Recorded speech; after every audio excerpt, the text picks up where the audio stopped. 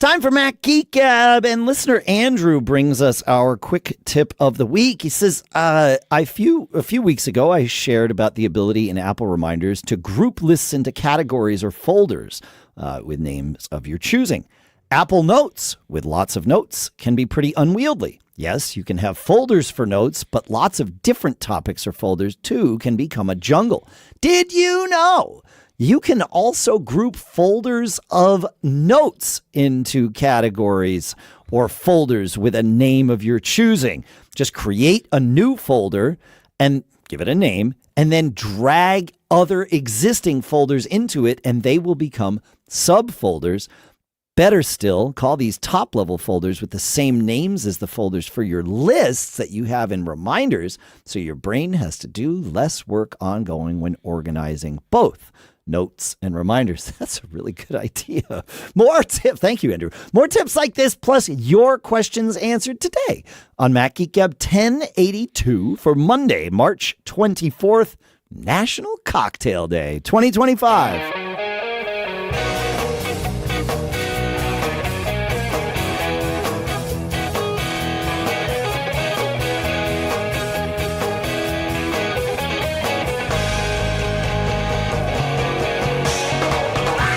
Folks, and welcome to Mac Geek Gab, the show where you send in tips like that.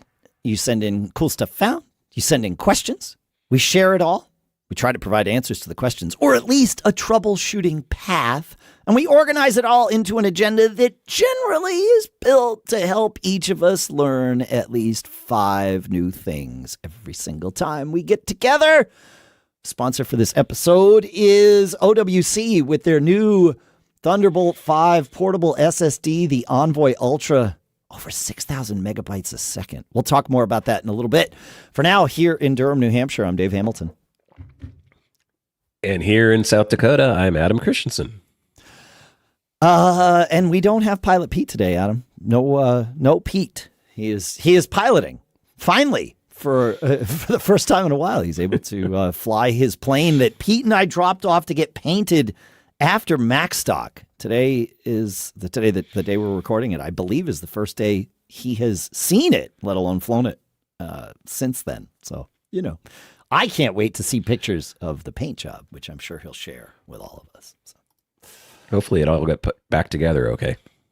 Let's hope. Yeah, I think he told us this morning he was putting the wingtips on and was going to fly it for its annual inspection. He went with a mechanic, though, right? Yeah, he had to do an inspection and all that good stuff. Yeah, no, he's in good hands down there. But yes, yeah, it's a fun little plane. I like that thing. Hopefully, I can't wait till it's back in New Hampshire. Yeah. All right. Should we get into we do more quick tips? Tips, or did we do it? Oh, we didn't do our police code. Reserve lodging, 1082. Reserve lodging. I don't even know. Sounds more like a vacation thing. I know. I guess police have to take vacation too, so that's okay. There's nothing wrong with that. We all take vacations just because the police officers. It's weird to have a code for it. I'm sure it means something else. If you know, feedback at macgeekgab.com. Tell us. Yeah, you can hit feedback at macgeekgab.com. I wonder if it's like, Mayberry, where the drunk would just come up. He has reserved lodging at the jail cell and just put himself in, right? Denny, but wasn't his name? What was the name of the town drunk? I didn't watch that show too much. I don't know. Right, Otis, but they had a bed Otis set up was and a the town drunk. table. Otis, yeah, he'd just wander in. Hey, yep, all right. Well, Don't it is bother. National Cocktail Day. Myself. Yeah, I got it myself. I'll just lock myself in. Yeah, I said Denny because our neighbor in the house that I was in for a large part of growing up, like middle school, high school, and college, our neighbor, everybody in our little village called, like that had lived there far longer than us, called him Otis because he was the town drunk and everybody knew him as that. So it's funny that I went to Denny as the name from funny. Mayberry, not Otis. Yeah, it's not really that funny, but all right. Yeah. Now we can get into some tips, I think. Some quick tips. Feedback I got one from Todd. At geekgab.com is where Todd sent that to. All right. So you said feedback at macgeekgab.com. We'll just do that one more time. One more time. Todd says, Todd says, when your iPhone is locked and you use Siri to create a reminder, the result will show on the home screen. You can tap the result and edit it prior to committing it. So you can actually edit the entry on the lock screen before it actually gets saved, apparently. So you need to add to it, append it, adjust it. Yeah, I wonder. I seem to remember you can kind of do that with some other things too, but I'm not 100% sure. You're probably right. Yeah, interesting. Yeah. Speaking of, I remember. Sorry, I was just saying. I remember being able to. There was something about being able to edit, like if you ask the S lady a question, right, and it pops up, and then you've got that dialogue that you can tap it and sort of edit it if the phrase that you said was misinterpreted or didn't get exactly, she didn't get hear exactly correctly. And then you could get the result that way as well. I've never done it though, but I think you can do it. Yeah, I think you're right. I think you're right. Yep. Speaking of the lock screen, the episode of Geek Gab that comes out today is with my friend Josh Rosenberg, and he wanted to use his iPhone as his, as his camera. He's like, oh, my web camera is kind of crappy. He's like, tell me what to buy. I'll just go buy a better web camera. I'm like, you've got one in your pocket, man. Like, you don't have to buy something. And he's like, oh, really? How do I do that? I'm like, you just select it. Like, it's there. Like, you have to turn off continuity camera if you don't want it to work. And you can go into settings, and I think it's AirPlay and continuity, and turn it off, right? So, where is it? AirPlay and continuity? I know it's somewhere. Maybe it's settings general? Yeah, settings general, AirPlay and continuity, and you can turn continuity camera on or off. But he hadn't done that. He checked. It was on. He's like, I don't know what to do. I guess I'll just use my webcam. And then like 10 minutes before we recorded, he texted me, and he's like, I figured it out. The only thing I changed was after reading the instructions for StreamYard, which is the platform we use. He says, they told me that I needed to put the phone in lock mode. He's like, the whole time I thought I had to unlock my phone to get it to work as continuity camera. No. It's exactly the opposite. It needs to be locked so that you can invoke continuity camera. Otherwise, it won't show up. So thank you, Josh, for sharing that with us. Yeah, good stuff. Wait, so one of the things you just said there, I think, is an opposite tip for me. You said you can actually manually activate continuity. Did you say that? No, you can manually disable the phone from ever offering itself as a continuity camera. Okay. Yes. But I wish there was an ability to like force it into continuity camera mode. Oh, same. Yeah. But because sometimes it doesn't come on, and it's like, can I just turn it on? Yes. I've been there. So even too. when it's locked, I've been, or it's in lock mode. Happens with Zoom for me all the time. It's just like I have to toggle on and off. The one solution I found that's most reliable is turn off Wi-Fi and turn Wi-Fi back on. Interesting. I think it does the initial handshake with Bluetooth, and then but actually does the like video feed through like local, like a peer-to-peer Wi-Fi, I think.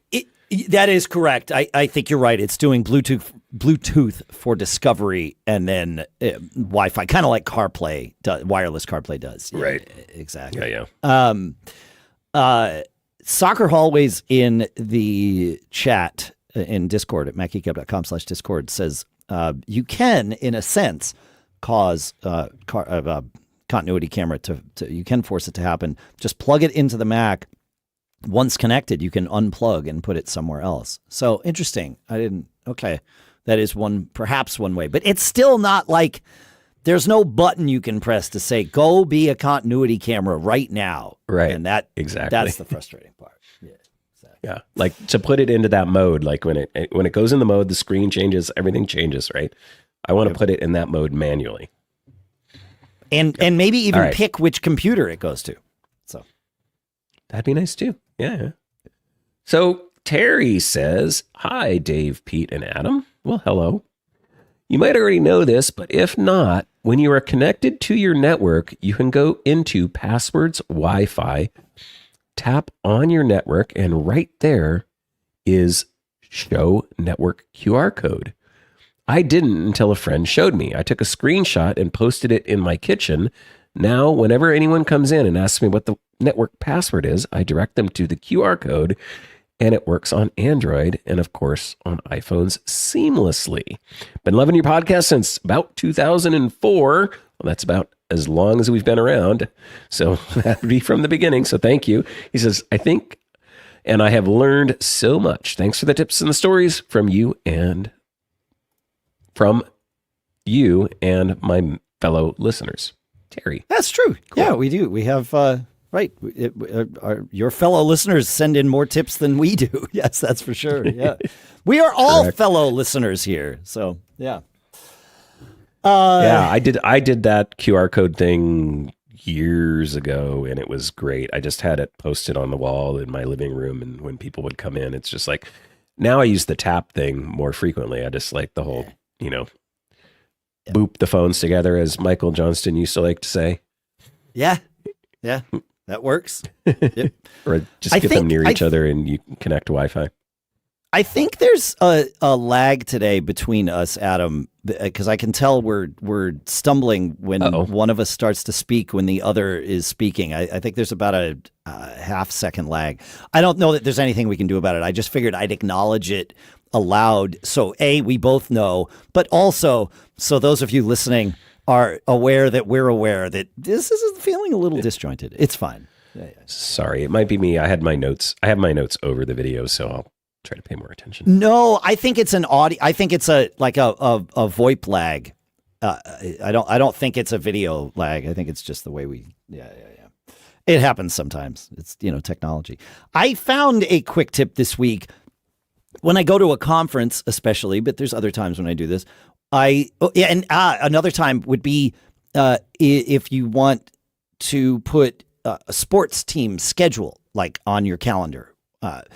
You can download, a lot of times they will offer, hey, download this ICS file and import it into your calendar. And that's a one-time import. And that's okay. But for a conference where I might be going in and changing what favorites I have or whatever, or a sports team where things might change or evolve on the schedule, that one-time import can kind of be a liability. There's a solution. Instead of downloading the file, copy the link that you would use to download the file, the exact same link that you would click to download. Just copy the link and then put that link, go into your calendar and subscribe to a calendar and paste that link in and tell it update every hour or every day or however often you want to have it update. And then it will download it. And that effectively makes it a subscription and you're good to go. So then the calendar will stay up to date with whatever the server has, whatever the conference or the sports team or whatever. So even if they don't offer a way to subscribe, if they offer a way to download, that is a way to subscribe. It's the same freaking thing. And I don't know why it took me until yesterday to think to try this because I'm going to Podcast Movement in a couple of weeks. And it's there's got to be a way. I'm like, well, what if I just put it in? It's yep, that works. I wish I'd thought of this 10 years ago. Alas, that's how we are. Nice. Yeah. What's next? I got Bern as a tip about the Apple Watch crown. He says, if you're looking at your Apple Watch in the working face mode instead of the always on face mode, rotating the crown downward takes you to the notification section, which is at the top of the watch's stack. From the top, you can rotate the crown upwards and go back to the main screen. If you continue rotating the crown upwards, you move through the Siri section, which, by the way, is editable, followed by the All Apps section to the bottom of the watch's stack. This single simple movement of rotating the crown, which covers all of the watch's sections except for Control Center, accessed via the button below the crown, And the face editing, accessed via a long press on the face, is a great bit of design, which would be nice to have an equivalent of in the other OSs. For example, wouldn't it be nice to hold a modifier key and with one finger drag down across your laptop's trackpad to move through all the sections of a series of app functions or a series of apps or file systems or menu options or web interface options? Well, now he's just getting crazy. Or shortcuts or whatever you'd like to string together. Kind of an ultimate scroll or stroll through all your options. Bern. Huh. I know that I have invoked the things that you just walked us through, but as you were walking us through them, I did them intentionally. Like, it was like, oh, let me go up. Oh, that's how you get there. Then I went down. I think part of the issue for me is that I've used an Apple Watch since day one, and the UX, the user experience, has changed in terms of how these things work, right? So whatever was in my muscle memory is not what my muscle memory needs to be for the current UX. So this is fascinating, but I really, Adam, I like the idea of what he described, like on our Macs and stuff, right? Like that would be interesting. Is there a third-party utility that like you said, hold down a modifier key and now your scroll wheel becomes that, or your trackpad scrolling, whatever. Yeah, I feels like one of those things that would be cool and then I would never use. I don't know. Like, how comfortable are you with how to invoke Notification Center by clicking in the thing in the upper right and then scrolling through it? Do you find that clunky? I do. Yes. But maybe, absolutely. Okay. Yeah. All right. No, I totally agree with that. Yeah, no. I never go in there is the reality of it. Right. Okay. So we're on the same page there. Yeah. Yeah. So so the idea would be I could invoke something and it would just go in there and I could scroll through all that. And yeah. I don't know. It's maybe somebody knows of a third-party utility. Let us know. Feedback at macgeekgab.com. We'd love to hear about it. WillRun4Fun sent in the next quick tip, not to feedback at macgeekgab.com, but to macgeekgab.com/Discord, that there are some important Plex updates happening here in 2025. The big one is that there's an upcoming Plex Pass price increase. Wow, that's something I should have rehearsed. Plex Pass price increase. There it is. It's happening on April 29th. The current price of a lifetime Plex Pass is $120, $119.99 US.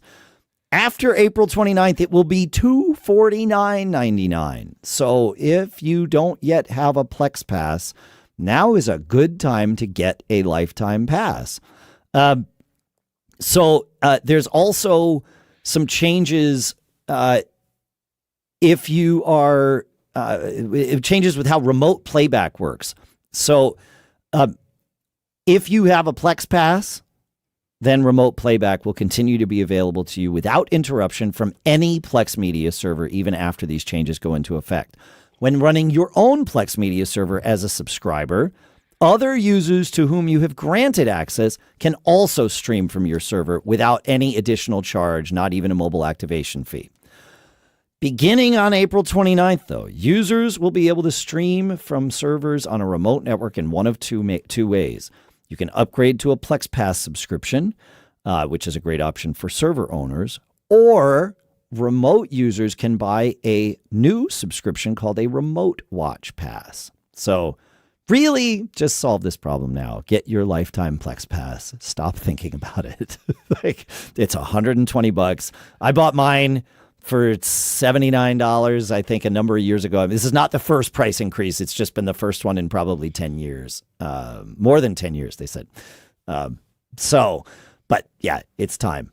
go get your lifetime Plex Pass. If you're test it out, you've got a month, right? So if you've never installed Plex, you've been thinking about it, now's the time. Install it, test it. If you see value to it, immediately get it, because for both remote streaming and the Plex Pass is also required for downloading to your devices for offline viewing. But you can install it and test it without paying a dime. So, and you can run a Plex server on your Mac. You can run a Plex server on your NAS. You can run a Plex server. I think Jeff Gamet still runs a Plex server on his Raspberry Pi. This is true. And it's great advice. I mean, it's Pete's advice too. And I bought one so long ago, when it was $80 or less, I can't remember, and never, ever regretted it. So yeah, right. Good thing. Right. It's a good thing. It's a very good thing. We got one more left, right? Yeah, we got Porthos-Jon, who says, in the before times when I wanted to run an app installer that I downloaded that wasn't signed with an Apple cert, I simply right-clicked it in the Finder and selected Open. A nice dialog would pop up telling me that I could still run it if I really, really, really wanted to, and it ran. Now in Sequoia, it doesn't pop up that notice dialog. I was about to run screaming, and then I thought, what would Pilot Pete do? That had me shaking my head because I couldn't conceive of getting my pilot's license only to be able to practice barrel rolls until I was sick. Instead, I opened System Settings, Privacy and Security, and sure enough, at the bottom where you can select where to allow applications from was a pop-up warning saying that someone had tried to run this app and it wasn't secure. But did I want to allow it anyway? Problem solved. So the right-click open thing doesn't work anywhere? Why would they take that away? Dude, they took a lot away. Yeah, I don't know. It's a great question, Adam. I don't know. Yep. But at least now we know where to go. I wish there was a way. This happens not just with apps, but sometimes you get like an extension or something that needs to run, and you don't really get a warning that you have to go, and you only have 30 minutes before that expires, right? And then you got to like trigger it again somehow. So, I don't know. Like, they give us too many warning dialogues for security stuff that we don't want to see in macOS 15, and not the ones that we do. Right? I don't know. Yeah, I mean, would it kill them to just in the dialogue that pops up that says you can't run this, have a thing that says run anyway, and then when you click that, another thing that says, are you sure? And then you click it again, and then it runs. All right, folks, look, you know that we love fast, reliable storage here, and OWC's new Thunderbolt 5 Envoy Ultra is ridiculously fast. We're talking over 6,000 megabytes per second. That's twice as fast as Thunderbolt 4 or USB 4. Honestly, it's so fast, you could back up an entire season of 8K cat videos before your cat knocks it off the desk. And good news, this thing's built to survive that fall. The Envoy Ultra is weatherproof, dustproof, drop-proof. I mean, it could probably survive a trip through a black hole, though, don't test that. Real-time data redundancy keeps your project safe, and with bus power and a built-in Thunderbolt cable, it is truly grab and grow. Perfect for video pros, audio geeks, or anyone who just loves being prepared. And best of all, it runs silent, 0 dB.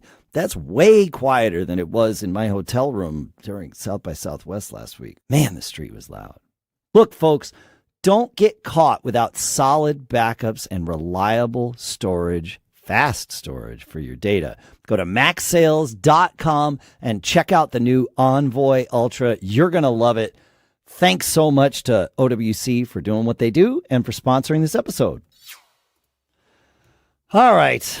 I think we need to do some don't get caught here, Adam. We've got a few that have come in and perhaps worth sharing. Russell has our first don't get caught. He says, after hearing about Fastmail on Mac Geek Gab, I gave it a trial. and then decided to use it as my mail app with a paid subscription. Everything was apparently working fine, and I didn't notice that a few messages went missing from my main Apple Mail account that I had forwarded to my Fastmail because I was just using that as my primary. Not enough messages disappeared that it was obvious, and I really thought that everything was sorted. But before long, some important emails did not get delivered, and it caused me to miss a couple of deadlines with real financial consequences. That's not good. Even though I had stopped using the Apple Mail app and it was not being launched, it turned out that quite a lot of junk mail, and some, of course, not junk mail, was being filtered and appeared in the all junk folder of the Mail app, and of course also on iCloud in the web on the cloud, because that's where the filtering was actually happening. But it did not get forwarded to Fastmail for it to filter. I have definitely got enable junk mail filtering turned off, and also the faded out setting of mark as junk mail but leave in my inbox set just in case.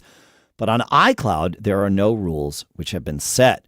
So if you are using a third-party mail service for Apple Mail and forwarding your Apple Mail account there, it's a good idea to check the junk mail folder on the web interface of the forwarded service, or by opening your mail app or something that's subscribed to that account. This is not just limited to iCloud Mail. I've had this issue with forwarding Gmail accounts to somewhere.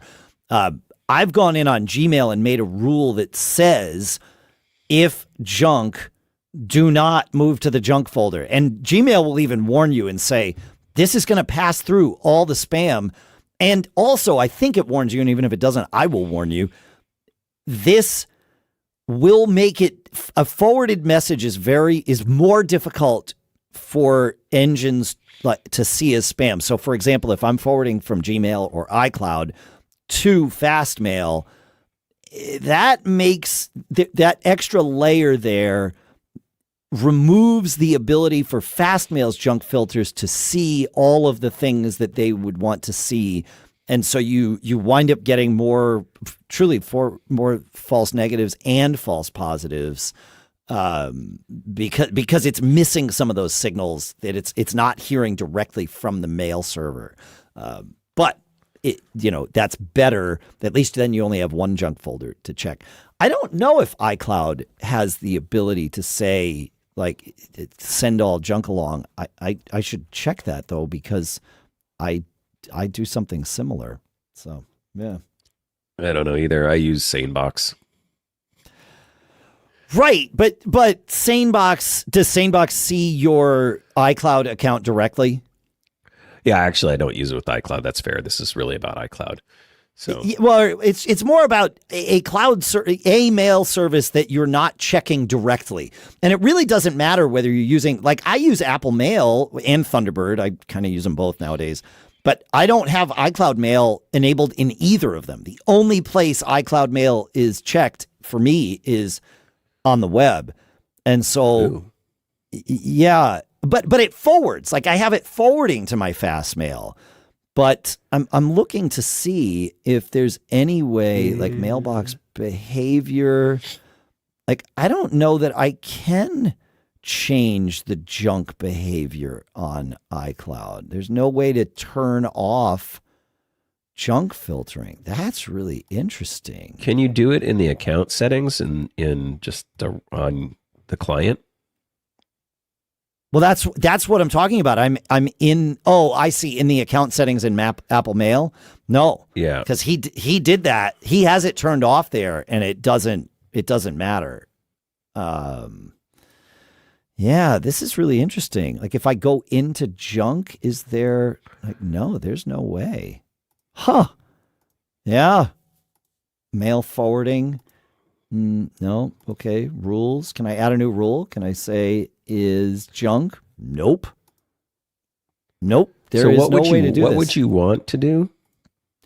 Well, so my scenario is a perfect one to use here.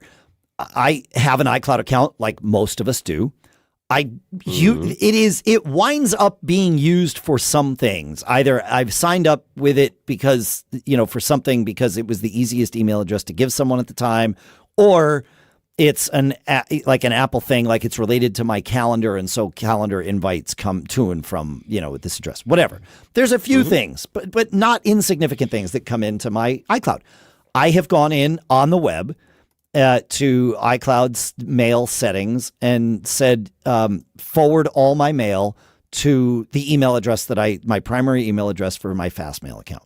Okay, cool. So I don't have to check my iCloud mail. I have it turned off in my mail clients. They do not see it, not even on my phone. But I get the mail in my main inbox, which is where I want it. Anything that iCloud, the server, and again, this is also true with Gmail, anything the iCloud, the server, deems as junk does not get forwarded. And now I'm on the web interface for iCloud, and I'm seeing 18 messages over the last month that were junk. And I can tell you 2, 3, 4, 5 of those 18 are messages that from mailing lists that I actually want to receive. And this is only for the last month because, of course, junk older than a month just gets summarily deleted. So how long have I been missing messages? I've talked about it on the show. I have it on my calendar to remind me to check my spam every 2 days. It is like religious, and it allows me to take 60 seconds and scan through my spam, and it's great. But it's one spam folder that I look at. I need to look at 2 spam folders, and this is the other one because I have no way of telling this. I mean, I can go in manually and say, not junk. How do I even say not junk on iCloud? I guess I just move it to the inbox. There is no flag this as good. So I got to move it to the inbox. I'm curious to see if these, as I move them to the inbox, will, it'll find their way to, will it forward these when I move them? That's the other question is, do these get forwarded? So I'll have to see. Not good. I was just Googling, does iCloud have a way to whitelist sender emails? I think you have to add them to your contacts, I think is what it does. That would make sense. Yeah. Yeah. I think that's the methodology, if I'm remembering correctly. And that's what, Bing Intelligence says, AI says. Sure. Yeah, there you go. Yep. Guess you could do that. Interesting. So thank you for that, Russell. Now you've got me, at least now we're aware, check all of your spam folders, not just your main one. I guess that's the lesson here. I don't want to check 2. I want to check 1. Geek challenge. How do we just tell it? Because like I said on Gmail, you can create a rule that says nothing is junk. Just plow it all through, forward it all, and like I said, This is what I was getting at. Is what if you changed the mailbox behavior? Can you only do that locally with your accounts? So with my iCloud account locally, right? I can go into the iCloud settings, into mailbox behaviors, and I can make junk not go to junk. It can go to my inbox if I freaking wanted. I don't know why you'd want to do that, but yeah. Right. No, you couldn't make junk go to your inbox. You could make junk go to another folder, but you can't have junk, sent, drafts, and trash and inbox point to they all need to be unique in an IMAP client. Because all it's doing is it's mapping what the server says to, something else. So the server says, here's the junk folder. What local folder do you want this mapped to? And you can't point them all at the same thing. Oh yeah, you're right. Yeah. Yeah. Yeah. I just wish there was, I'm just looking, it's surprising that there's nothing about junk in the settings on iCloud. I don't know. Feedback@macgeekgab.com. That's going to be it. Ed has a don't get caught that is it's about Tailscale Lock, which is a new feature well, I don't know if it's new. He says, I use Tailscale all the time. I use it to access my channel's DVR remotely, access my NAS and other things on my network. Recently, after updating my Mac Mini to an M4 model, I was doing some security housekeeping. I have a bunch of old devices that had Tailscale IP addresses that weren't being used. And I also wanted to give Tailscale Lock a try to increase my security when new devices are added. I've been adding and removing devices a lot this past year, and it seemed too easy a process. And I'd been putting off the Tailscale Lock feature, because it's in beta, to let the dust settle a bit. As you may or may not know, Tailscale Lock gives only certain devices the ability to approve new devices. Okay, that makes sense. It's like two-factor authentication using trusted assigned devices on your tailnet. Okay, so this is similar to you're logging into somewhere on Apple, with your Apple account. It says you got to go agree on a different device, and sometimes it shows up on the same device, and so I'm never really sure how secure that is. But anyway, he says, in my case, I was using my Mac Mini and the Tailscale admin console, and I was easily able to add that, my Air, and my iPad Air and my iPhone as trusted devices. You need at least 2 to set this up. That's a good idea. Yes. Here's where I got caught, he says. When assigning your trusted devices, you need to be aware that you need one of these to be able to run the Tailscale terminal client interface. iOS and iPad devices cannot run a command line interface. I was fumbling around a few days ago, and I logged out of my Tailscale account on my Mac Mini, thinking it was a trivial process to log it back in. This was not the case, and I had a panic moment. I wound up having to remove my Mac Mini as one of the trusted devices from my account entirely and then add it back in. That part was trivial. Where I got caught was the Mac Mini could no longer become a trusted device anymore. You need a device that is both trusted and has the ability to run terminal commands in order to add another trusted device. This was disturbing to me to not have my Mac Mini as a trusted and be able to issue those commands. Down the line, I didn't want to be in a position where I couldn't fully administer the tailnet. The only fix I could find was to disable Tailscale Lock completely and then re-add those 3 machines from scratch. I did it, and it was trivial as long as you tucked away the disablement secrets that are generated when you first set up Tailscale or Tailnet Lock. This sounds like advice to avoid Tailnet Lock until they sort that out, because it sure seems like while they have the limit in place to require you to use at least 2 devices in order to set it up, they don't have a limit in place where they require you to make sure that at least 2 of those 2 devices are command line compatible. So, interesting. Yeah. So, Tailscale Lock seems cool. Be aware. Eyes wide open. That's the... I don't know. That's that's the thing. Shall we? Don't get caught. Right. Shall we move to questions, Adam? Sure. Let's move to questions. I think I'm reading the first one for you. Yeah, you're reading the first one for me from Ron. Yeah, I can't find it in here. Do you have it? Oh, I see it. Oh, yeah, yes, I see it now. I just was looking in the wrong place, Adam. Ron asks, after listening to and cogitating about a discussion on dual cloud backups in the last week's episode, I realized that I use both iCloud and BackBlaze. While I'm not aware yet of any issues, does this count as a potential source of double trouble?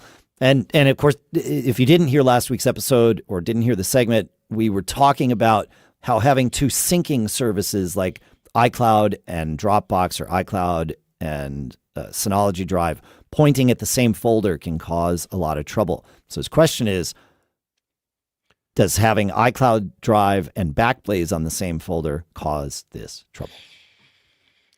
Yep, that's a pretty simple one. The answer is no, because BackBlaze is basically a backup service, not a syncing. It's not syncing things. It is taking stuff from your Mac and backing it up to the cloud. So it's a one-directional thing, and that's what we mentioned last time too. Is like one way is going to be fine. So like we talked about the example where I have a bunch of folders and things that I have set up using ChronoSync to do a one-way sync where I'm not syncing deletions. It's not a two-way. I'm going from one location to another location as a backup, quote unquote. So, yep, that's it. Yep. It's the one way. You just don't want to have two ways or more than one two-way sync, I should say. 3 would also be bad. I don't just want to stop at 2. Yeah. Yeah. Yeah, because if one thing's syncing one thing and then the other thing's trying to sync it back and they get conflated, that's when you run into trouble. Yeah, for sure. Yipper. All right. Moving on. We have a question from Kirschen. She says, Adam, Dave, and Pete, does anyone have any recommendations for a pay-as-you-go VPN service to use while on vacation? We'd be looking for a 1-month pass, maybe twice a year. Our concern with signing up for a typical VPN provider is that we would not be able to sign up, then cancel repeatedly when we need the plan. Thanks, Kirschen. Yeah, I didn't know that if there was an option here, so I did the easy thing. I asked ChatGPT to go and look, and then I confirmed its answers, and it turns out that nearly every VPN that I could think of offers a monthly plan. Now, it is monthly in that you would need to sign up and then cancel before your month is up.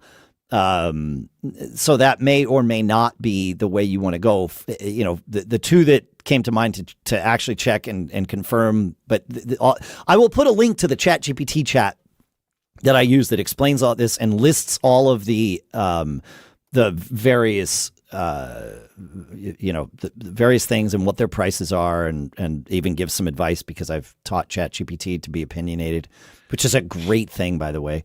I think we talked about it in a previous episode, but it's great because it always gives me its opinion at the end. That's just wonderful.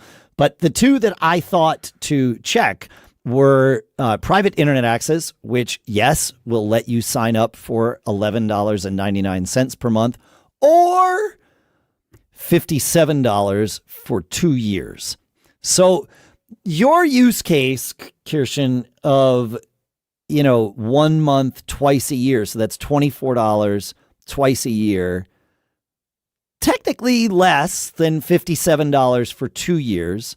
Although if they're not currently a sponsor, but piavpn.com/mgg still goes to a page that gives you 2 years plus 4 months for free. So it works out to be $2.03 a month, but you're paying for 28 months or whatever that is. So public math, don't do it. But you're really close there to you're what, $7 shy of hitting that, because if it's 12, 24, 48, so you're $9 shy. I would, again, man, I can't believe I did public math twice in the same episode.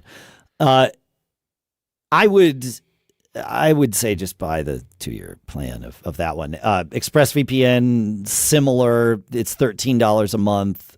And again, you'd have to go and cancel before they bill you for the next month. But again, ExpressVPN's Mac Geek Gab deal gives you 2 years and 4 months free, but their price is $139.72, so more than double what what private internet access is at the moment. So there you go. Choose wisely. That's the answer. So yeah. Yeah. I mean, I don't know if we want to devolve into this discussion. Devolve away. But I know that, you can run your own VPN, right? You can set up and run your own VPN, essentially. I think I think you and Pete even do it, if I'm remembering 100%. correctly, through like Synology. Does anybody just make an appliance, like something I can just buy and configure and just plug into my network? Well, yeah, it's called a router. In that many routers now offer, like, that's where I run my local VPN. Is previously I had a Synology router. Now I have the Unify Cloud Gateway Max, and both of them offer inbound VPN. So And you can use it as you can send all traffic through. There's a little switch on your iPhone or your Mac. When you connect to the VPN, you say send all traffic, then it sends all traffic through. However, we just talked about Tailscale, and you can install Tailscale on your Mac at home, right? Or even better, and you can also install it on your Apple TV at home, a device that is on your network and always on. And not only can you connect to your device, what Tailscale, it does many things, and I'm about to share a second thing that it does. But the primary use of it, certainly that we talk about here on the show, is that each device that is connected to your Tailscale account becomes part of what's called your Tailnet. And when you're on a device that is on your Tailnet, you can connect to other devices that are on your Tailnet as if they are local to you, regardless of where you actually are. So if you can easily screen share to your Mac or file share to your from your laptop to your desktop Mac while you're at home, if you install Tailscale on both of them and log them into the same Tailscale account, and it's free, by the way, for what we would use it for, it's free. Of course, there's a freemium offering. If you take that laptop and go to, a different city, I was going to name a city, but then you might be in that city, and then that gets weird. Go to a different city, go to a hotel, connect to the internet, and as soon as you log into Tailscale, which could happen automatically, you can also connect to your computer at home, as long as it's on, and file share and screen share and do all those things. Of course, you're limited to the speed of the internet connection between you. So that might be your home internet being the thing or the hotel internet, depending on, which is faster. But other than speed differences, it is as though they are local. That's how Tailscale works. Also, Tailscale has the option to denote certain devices as exit nodes. And I have said that my Apple TV is an exit node. And now when I connect to Tailscale, I go in the little menu and it says, oh, do you want to use this exit node? And as soon as I do, I am effectively VPN'd through my house via my Apple TV. Okay. So now the last question I have, because I was looking at Tailscale, because it's obviously it's got a free level for personal use. Yep. It says limited to 3 users, 100 device. Oh, 100 devices. I just answered my own question because it said add-on devices are 50 cents per month, but that would be over the 100. I would assume. Yeah. I mean, okay. I have more than 100 devices on my local network, but I think I only have maybe 10 devices logged into my Tailnet. Each of my Macs. Yeah, each of my Macs, my iPhone, my iPad, my Apple TV. I think that's it. Oh, my disk stations. You can log your NAS in, and my NASs are both also set up as exit nodes. But I've done some speed tests, and I found, believe it or not, that my Apple TV is the fastest exit node that I currently own. I guess I could set up my Mac Mini as an exit node, and that might be faster than the Apple TV. I never thought about that. Now that that's always on because of another thing that I have to do with it. But I should try that. Sorry for taking us down that rabbit hole, but I feel I'm like glad you did. For Kirschen, this is her solution because I know she's nerdy enough to figure this out. Yes, right. Oh yeah. It really. I mean, it's hard to say. I think it's fairly easy to set this up. They will walk you through it. You never once. I know we talked with Ed about Tailscale Lock, and you need to use the terminal. You could do all of the things that I've described and never touch a terminal prompt ever. It is not necessary for Tailscale at all.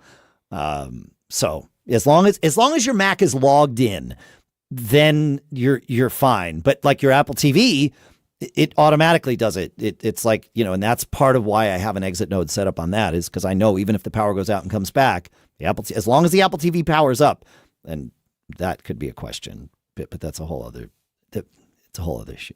Amazon Basics UPSs have an issue where if the power flickers too many times, in a short period of time, they just turn off. It's like, no, don't turn off until your battery dies. That's it. What? Like you have one job. I don't know. Anyway, that's a tangent. Your thing about Tailscale exit nodes, that's the way to set up a VPN at home because you already own the hardware. It's either a Mac or an Apple TV or a disk station or a QNAP or, whatever. Like it works on all of them. Yeah. Tailscale changed my whole thing. And now I can invite other people into my Tailnet.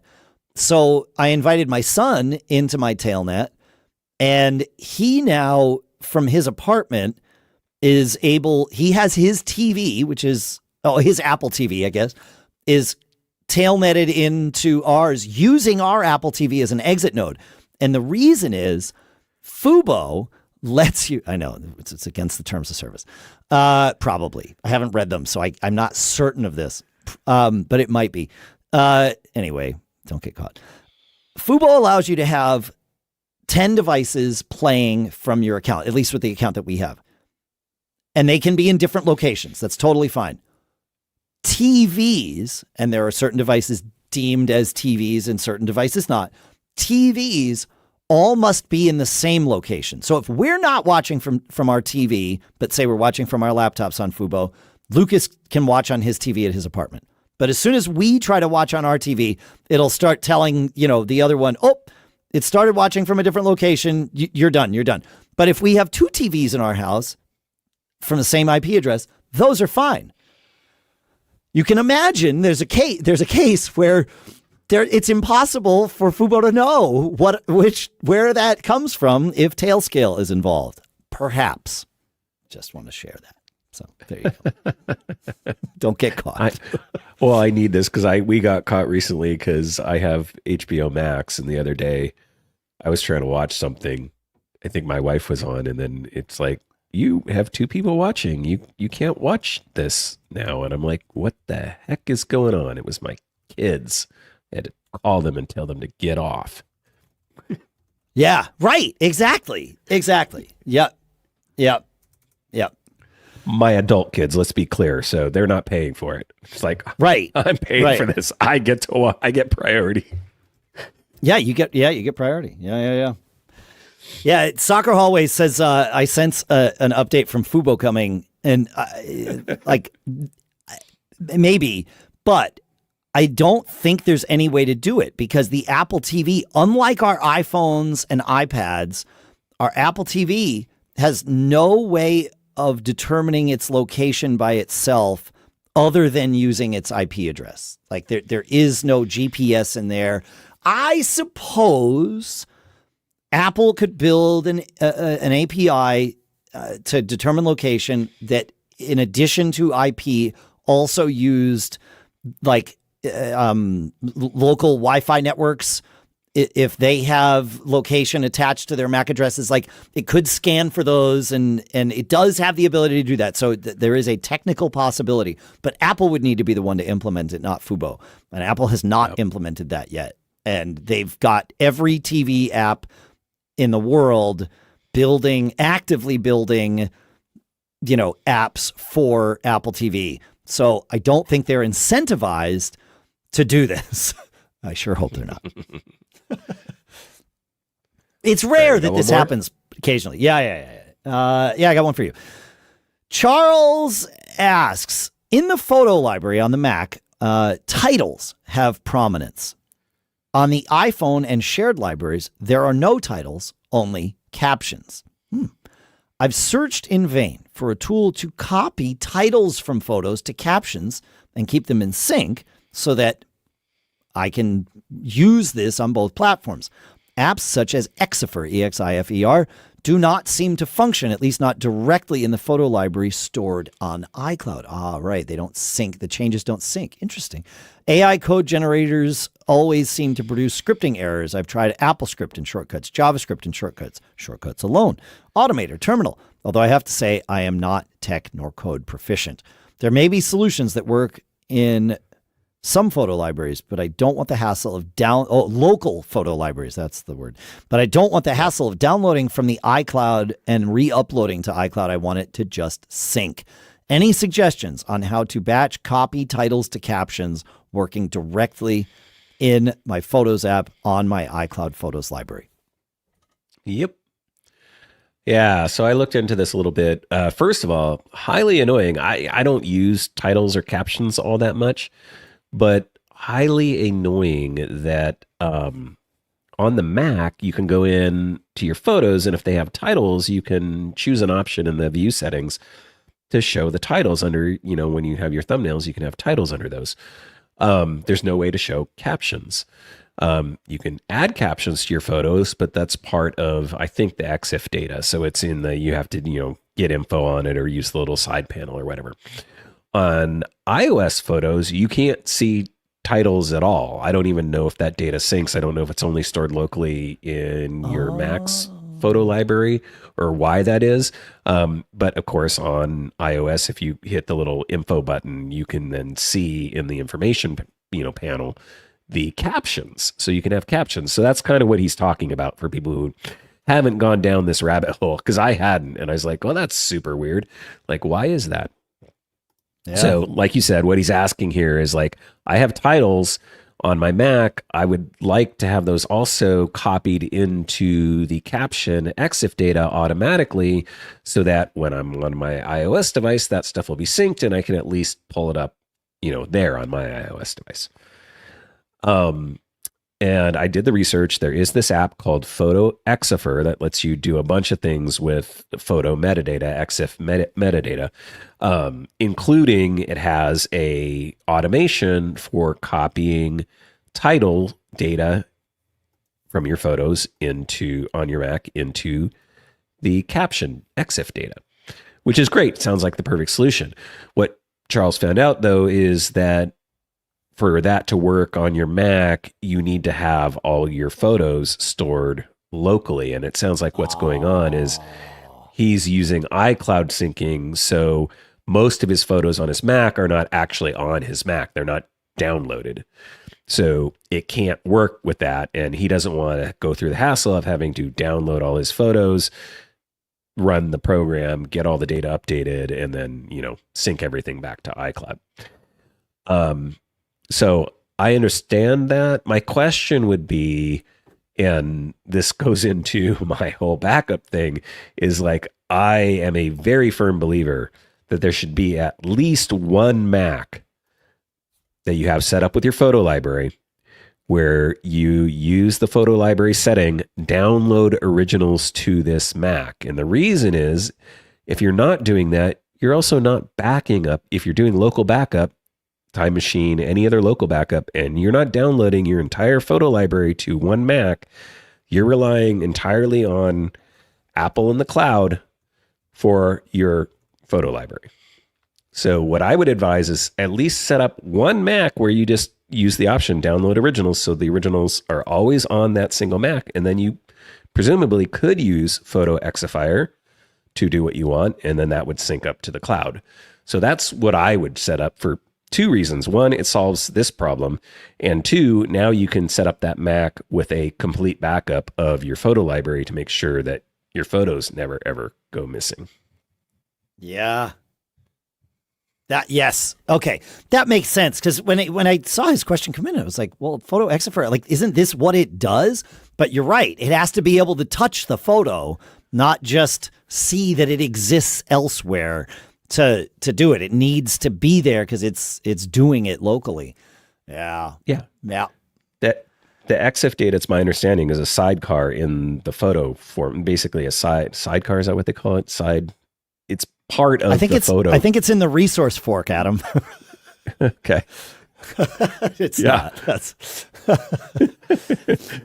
what I don't understand fully, but it's part of the file data. Like it's part of the photo file. So it needs to be able to manipulate that. And if it's just a pointer to something that's in the cloud, obviously it can't do that. Right. Yeah. We need to use ResEdit. That's what's going to solve this. I loved ResEdit, editing icons and stuff. Right? That was the resource fork versus the data fork, right? That's what it... Correct. Yeah. Right? Oh, yeah. You could do all kinds of fun stuff on your Mac back in the day with ResEdit. Oh, yes. ResEdit, we loved it's just not a thing anymore. I mean, because the files aren't... It made sharing files with non-Mac people very difficult because the files were 2 files, but also sharing files... That was like ResEdit goes back to a day when sharing files between computers, even if you didn't have an issue with the formats of the file itself, was like, well, even if, how do you get a Word file from this computer to that computer? Well, my Mac writes in, was it HFS at the time? Probably. And Windows was writing in, FAT or something. I was like, well, I can't read FAT on the Mac. They can't read. There were third-party utilities that sucked that...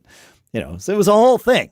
So the fact that a file had a resource fork was not the limiting factor for most use cases, but it was fun editing. Yeah, you could really edit icons. You could change all kinds of things. Made you feel like a rock star. Yeah, it's fun. Alas, who makes us feel like rock stars, Adam? All our premium listeners. Really all, to be fair, all of you make us feel like rock stars. Our premium supporters, those of you who are both able and interested in supporting us directly, it's icing. I say it's icing on the cake, and it is. It's also a very integral part of how and why we're able to continue to do this show, here almost 20 years later. I know Adam's been podcasting for more than 20 years, but, I haven't yet. So this show hasn't yet. Soon, like we're, 3 months away? I think less than 3 months away from that day. But in any event, we want to take a minute and give a shout out to all of you who have contributed in the recent past, and it's been a little while. So if I make some changes to the flow of this for efficiency, it's only for efficiency. It has no bearing on. We still love you all the same. So thanks to both Walt and Jim for $100 contributions. Thanks to Walter and Rich for $60 contributions. Thanks to Kenneth and Bradford for $50 contributions. Thanks to Larry for a $45 contribution. Thanks to Thomas, David J, and David P, and Bob for $30 contributions. And thanks to the following for $25 contributions: Pierre Timo, Domenico, Jeffrey, Martine, Daniel, Alan, Michael, Matt, Jonathan, Mike, Wesson, Elliot, Ed, William, Russell, Robert, John, Louis Michel, Margaret, Stewart, another Michael, Graham, Joshua, another William, Peter, Mark, David, Larry, Kirschen, Jeff, David, Eric, Jonathan, and Bruce. Thank you for your $25 contributions. Thanks to Bob for his $15 contributions. And then $10 contributions thanks to Stephen, John, Jason, Joseph, another Stephen, Wagner, Robert, James, another James, Chris, Bill, Barry, Timothy, Mark, Abel, Kevin, Jonathan, another Jonathan, Anthony, Paul, Neil, another Michael, Ken, James, Santiago, Phil, another Mark, Donald, Peter, Nick, Scott, Cal, Jeremiah, Brian, and another John. Thanks to all of you. MacGeekGab.com/premium is where you can go if you want to learn about that. It is, of course, not mandatory. You'll all get to hear all the episodes. That was a decision made by your fellow listeners who are premium subscribers years ago. We had some episodes that we were doing just for premium subscribers. And after about a year of that, you wrote in and said, this doesn't seem right. We want everybody to benefit from all of the advice. All this stuff should be out there. Just give us our premium email address so that, we can get to you first. And you do get to us first. That is still the case for sure. If there are other premium perks that you can think of, let us know. Premium at MacGeekGab.com. We're always eager. Like this show is, when I say it's ours, I mean that collectively. Like Pete, Adam, and me, we're just stewards. Pete, Adam, and I are just stewards of what we do here. And we're so lucky to be able to do this. So thank you for giving us the opportunity to continue doing that. It's amazing. Yep. Thank you. Yeah. Thank you. We got to find a workflow to do that where it's not just me reading everything. Let's change that for next time. All right. It's habits. I just get into habits. I talk too much. Speaking cool of stuff, let's go. Cool stuff. Russell has something. Russell says, developer Zenwheel has a cool and very minimalistic IP app for the menu bar. It doesn't splurge along the menu bar and take up a lot of space with the actual address like most others, but is a very small cloud symbol with either a tiny checkmark, padlock, circle arrow, refresh, or when you're refreshing it, or an exclamation mark to show connected via VPN, refreshing or not connected, etc., etc. A click on the symbol shows a drop-down menu with IP address, copy address function, and geographical location. There are lots of IP address apps for the menu bar, but this is super lightweight, takes up very little space, and at a glance shows if a VPN is in use or not. The VPN at a glance indicator is valuable for me, a quick check to ensure that a VPN is in use. I now use PIA VPN after hearing about it on Mac Geek Gab. Great, but also a private VPN service, so need an indicator for any VPN and not just PIA. So this is pretty cool. Yeah, you can just get your. So it's not just an IP address thing. Because I was going to say, like, I always use ipchicken.com, which I've used like for forever. Sure, but more and more, I think I just type in Google, what is my IP, and then it just intelligence thing happens. But yeah, this is pretty cool. It does a lot more than just give you your IP address. Yeah. I like that a menu bar, like at a glance way to see if you're connected to a VPN, and especially if you're using multiple different VPNs for different reasons. You have to look in 3 different places to see, is this one connected? Is this one connected? By looking at this, it's like, boom, it's connected. I wonder if being connected to a Tailscale exit node turns it into, yes, you are connected to a VPN mode. It should, and it probably does, because if it looks at your public IP, like it can see that. It acts like a VPN to the operating system. So, yeah, it should work. Yeah. Interesting. Yeah. I like it. I like it a lot. When I was at South by Southwest, I met with the MoFT people, MoFT. They're the ones that make an origami stand / it's not a case, it's MagSafe.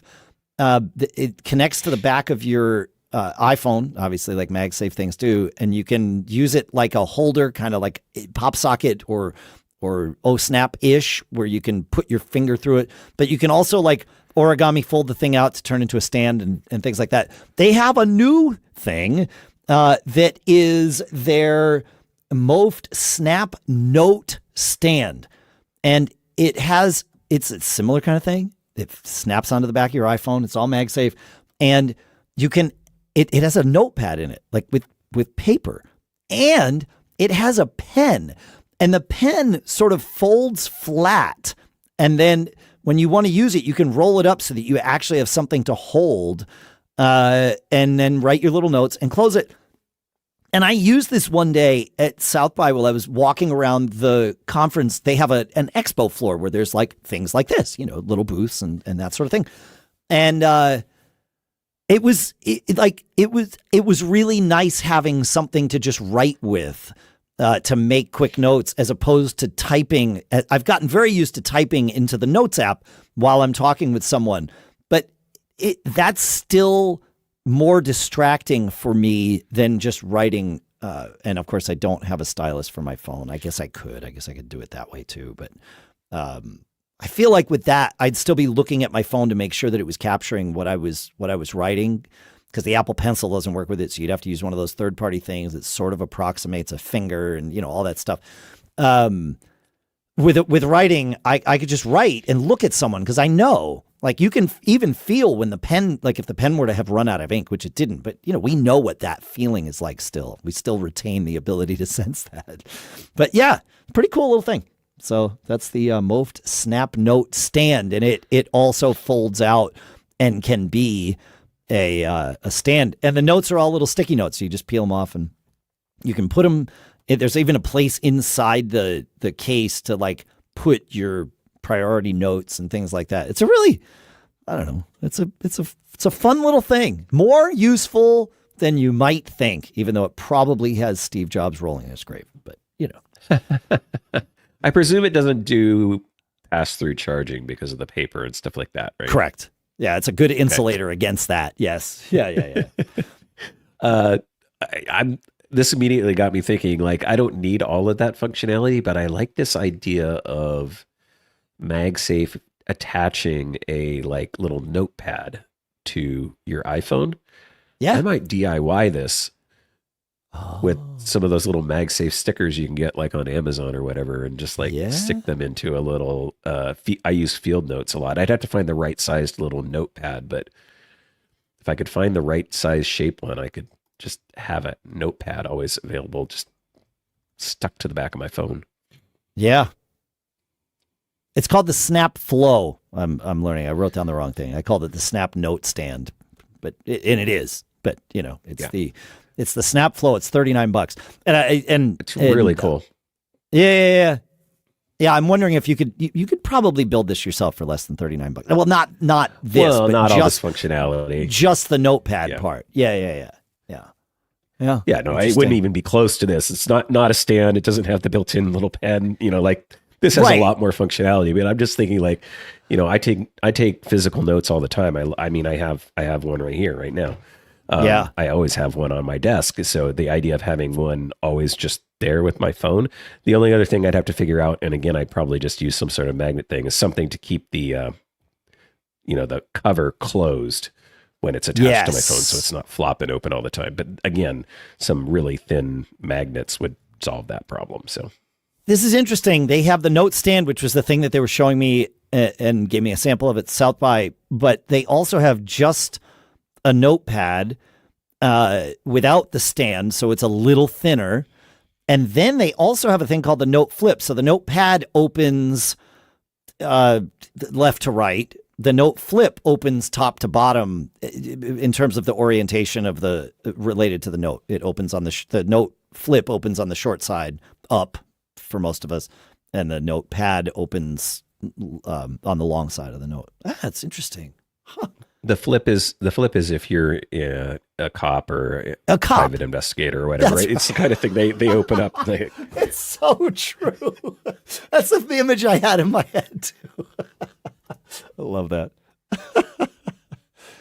I got one more cool stuff found from listener Bill. We were talking about AI, and he says, I actually had to put a post on Facebook. I'll link to it. I posted a little bit about how I've been using AI and asked people, to share how they were using it. And some of this stuff is blowing my mind. We'll mine through that and share a few of the things. Like some of the ways that people are using it is just amazing. And Bill shares that he says, I've applied different AI stacks across various applications. Some were fruitful. The one I wanted to call out was jaw-dropping for me is using Claude Code. So Claude is Anthropic's AI, and they have a code assistant engine. Claude Code with Sonnet 3.7 as an assistant for app development. I've been applying it to my app, and the results are impressive. Unlike other solutions such as GitHub Copilot or Kodi, used as VS Code extensions, Claude Code can understand your complete code base and make broader changes. The others seem better in smaller scope, changing a screen, adding member functions, whereas Claude Code can take on broader prompts. I encourage you and anyone listening that codes to give it a whirl. It works well in the Mac's terminal, and I've just scratched the surface. My understanding is that MCPs, which are kind of like plugins for AI engines so that they're portable across others is that MCPs open up Claude to external APIs such as Supabase, Firebase, etc. Interesting. We will check that out. Thank you, Bill. Good stuff. Yeah, it's fascinating. What the conversation on Facebook has been really interesting because no one has found utility in just telling AI, go build me this thing, let me know when you're done, right? It's everybody's using it as an assistant. I've been thinking about this. It's a shame that we've already burned the term virtual assistant because to me, that's what AI is. Like, that's how I use it. And it seems like that's how most people use it. And we used the term virtual assistant years ago to talk about, remote assistants or remote workers. And I never liked it even then because it's like, well, these people are real. Like, why do we call them virtual? Like, they're real humans doing this work. They're just, location shifted and all of that. So, like, ChatGPT is my virtual assistant. But I have found one of our listeners said to try Perplexity, and it does seem to be for some things it seems to be better than ChatGPT for like pulling. If you're doing research and want accurate information, Perplexity seems better than ChatGPT. For me, ChatGPT is great as that virtual assistant role. Like, I give it data and tell it to do things with it that it kind of excels at. So they're all different. Anyway. Yeah, I need to. I'm interested in GitHub Copilot as a coder. Yeah. But I also recognize that I need to find a new job in about 10 years, I think. Okay. Oh, yeah. I mean, yes. Maybe. Yes. Maybe. I think I don't Hopefully I'll be retired. Right. Yeah. Well, yeah, that's right. Yeah. For people like you and me. Maybe. I don't know how I can retire. Like, that's a whole other question. But anyway, that's my problem to solve. I don't see somebody posted on the thing, there was Lawyer Jeff posted on that thread, and he said something about, I don't see a world where AI, at least in its current implementation, would replace lawyers. However, lawyers using AI are going to replace lawyers that don't. Right. And I think that's where it's moving to. And I think programmers are absolutely the same way. Like, you are going to become more efficient using AI. But right now, a lot of companies are still banning the use of any LLMs specifically for their programming teams, which I understand. Like, you want to create a scenario. You don't want to create a scenario where you're sharing your company's intellectual property with the LLM. Correct. Just for the sake of, right. I get that, but you can't, you need to solve that problem and be able to still use these LLMs like that. That is the thing. And the companies that figure that out are going to get ahead of the companies that don't. So, well, I mean, the solution is you build your own in-house and you have it on your own servers and you do your own thing. That's what you do. And it sucks in your code base and is fine-tuned to your environment and your business. And that's the answer. That's the and not only is that more secure and maintains privacy, it's better because it's using your stuff. It knows you. Yeah. So exactly. But I mean, I get what you're saying there. Here's the reality, though, is like what I see is how fast it's going. So it's easy to say like it's not going to replace that in the short term. And I 100% agree with that. Like right now, like that the key phrase in what you just said was in its current form. But it is evolving. That's why I use that phrase. Yes. Evolving is the right word so rapidly that I honestly think it's not out of the realm of possibility. And I know this sounds crazy and I'm not trying to be conspiracy theory or anything like that, but it is entirely possible that we as humans are creating the next generation of silicone-based life form that will be the dominant life form on the planet X number of years from now. You can debate on how many X number of years, but it might be an eventuality. Because they'd be adapted to survive a lot of the other junk that we've done to our planet too. So like, that's fair. Yeah. Good luck. Well, but like I agree that we are creating something, right? You know, an intelligence, a life form, a something, right? Like, however, that doesn't necessarily mean that we humans become deprioritized. No. We could create a world where, yes, there is this dominant thing in terms of productivity and like grunt work, the intellectual stuff, like coding. At some level, coding is grunt work, right? You know, and at some level, all the things we do are grunt work. Now, it's skilled grunt work for sure. Like, you know, I don't mean to be dismissive. I'm a coder too. I'm not a very good one, but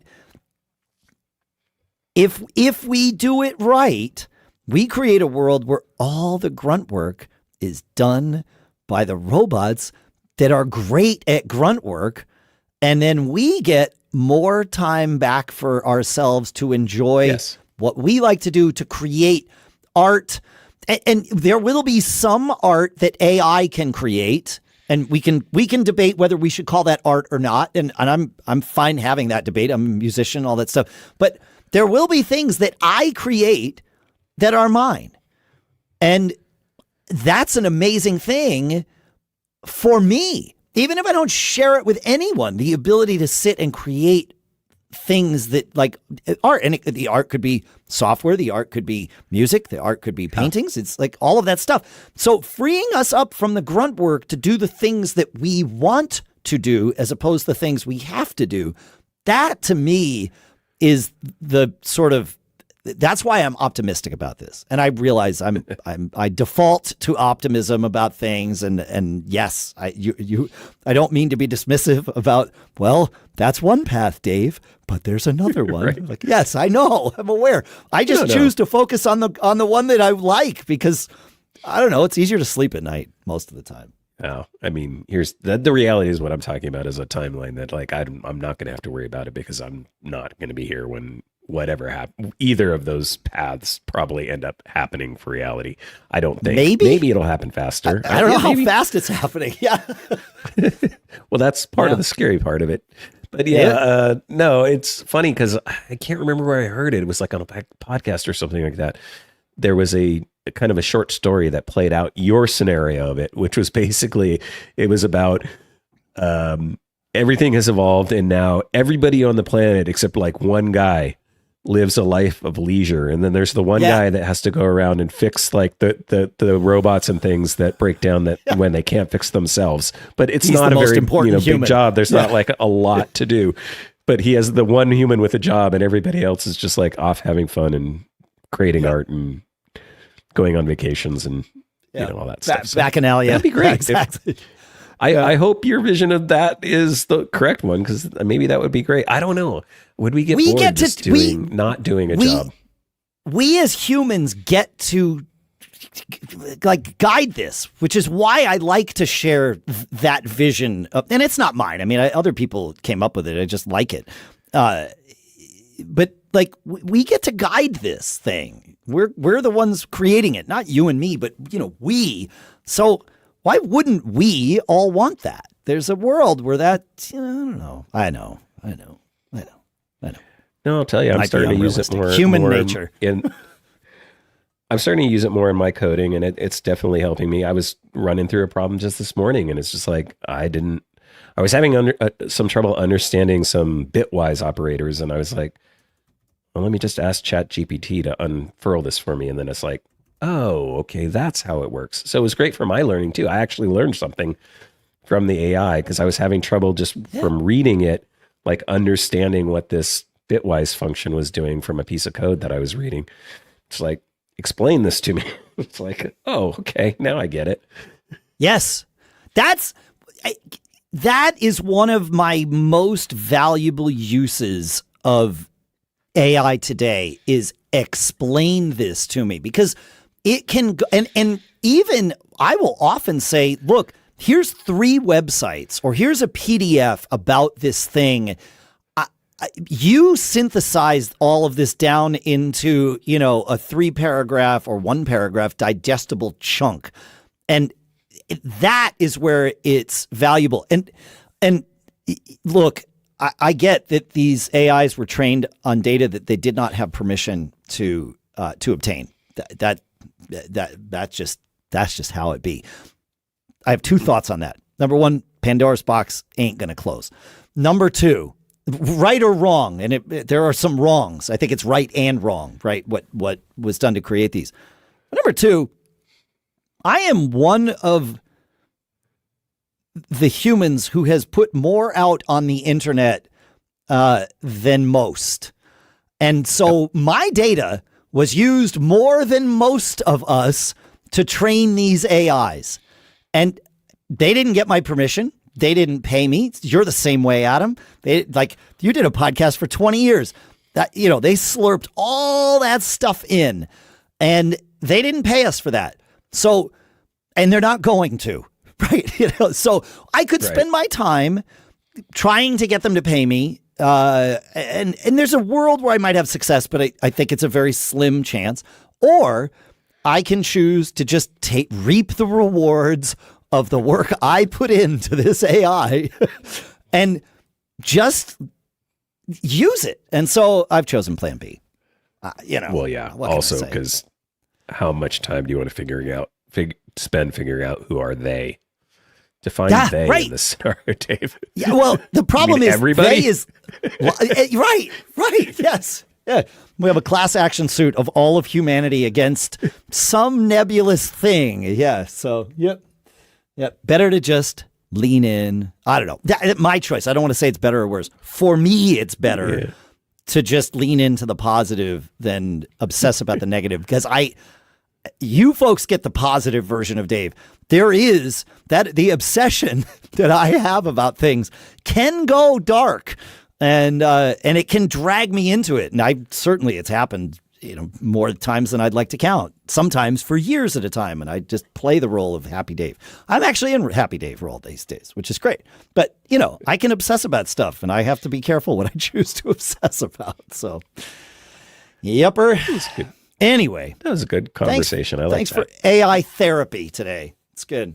You can use AI for therapy. Just don't, just be as with every piece of information you get from it, evaluate it on your own. Yeah. So thanks for hanging out with us, everybody. Yeah, fun. That was a little bonus segment, if you will. And now the band. Speaking of things I created that are out on the internet.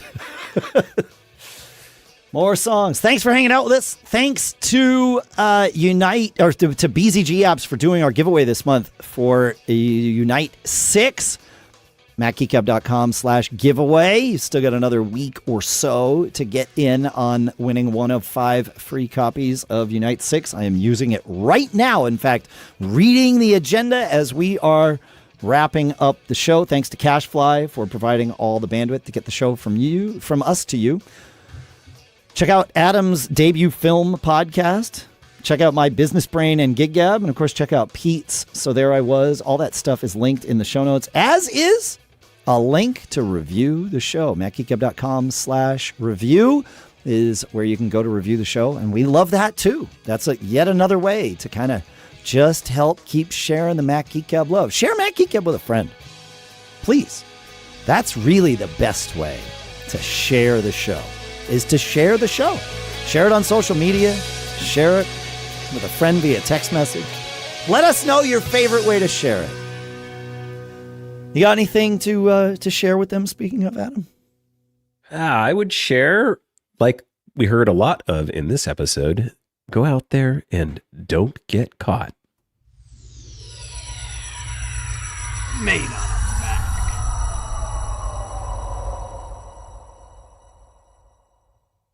Later.